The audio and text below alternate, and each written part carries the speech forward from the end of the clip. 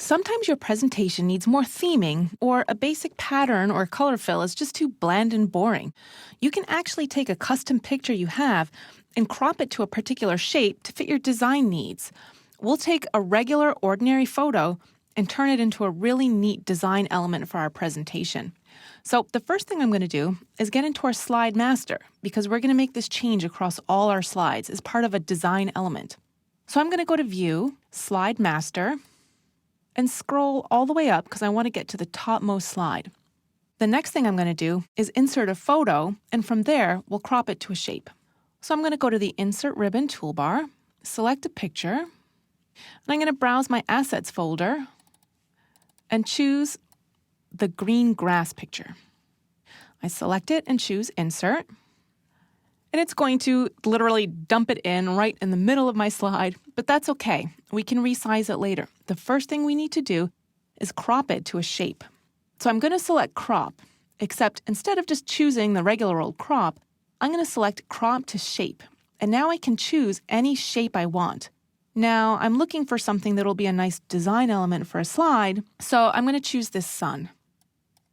It's still very large and right in the middle of my slides, but that's okay. Now it's time to start formatting it and making it look like it's actually part of the slide. So the first thing I'm going to do is make it a lot smaller. I'm just going to do that by clicking and dragging like we would with any shape, and I can even stretch it because I don't really care about perspective.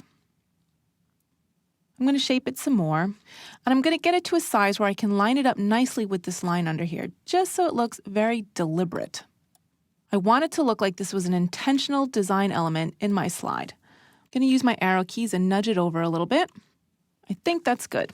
It's still a little dark though, so I'm going to do some color correcting and lighten it up. In the Picture Tools Format tab, I'm going to go over to Corrections, select it, and choose to make it a little bit brighter. Now there's one last thing I can do to make this look really deliberate.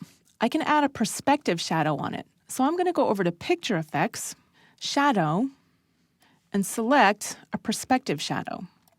Now you'll notice a little shadow underneath it, and what's neat about this is we'll see it across all our slides, and it's going to look like it's a major design element in the slides themselves. So to close out of the master view, I'm going to go back to my Slide Master Ribbon tab and hit Close Master View. Now let's see what we've got.